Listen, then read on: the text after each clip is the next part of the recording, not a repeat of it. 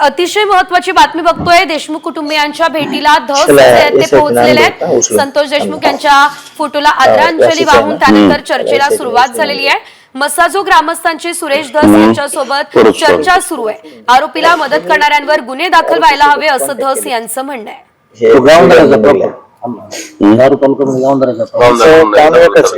आरोपी कसे जास्तीत जास्त चांगल्या पद्धतीने राहिले पाहिजे समाजात, हे यांचं टार्गेट आहे. ह्यांचं हे केस मधलं एक मंडळीचं त्यांना 100 कॉल कशाला येते 2-2, 3-3 दिवसात. आरोपीचे सगळे आरोपी हे पोलीस स्टेशन मध्ये जाऊन चला चहा प्यायचा म्हणून तास इकडे थांबते कर्तव्यावर असताना. हे त्याच्या आधी आपल्या घटनेच्या अगोदरचा इतिहास. चांगल्या माणसासोबत जाऊ द्या, पण आरोपी सोबत गेलेले भरपूर सीसीटीव्ही फुटेज आहेत. कृष्णांद्रे 307 मध्ये असताना त्यांच्याबरोबर राजेश पाटील हे सरस फिरत एलसीबीचे लोक त्या कार्यालयात विष्णू चाटेच्या त्याचा सीसीटीव्ही आलेला आहे ना. म्हणजे आरोपी हा फक्त आपल्यासाठी, त्यांच्यासाठी मित्र येतो.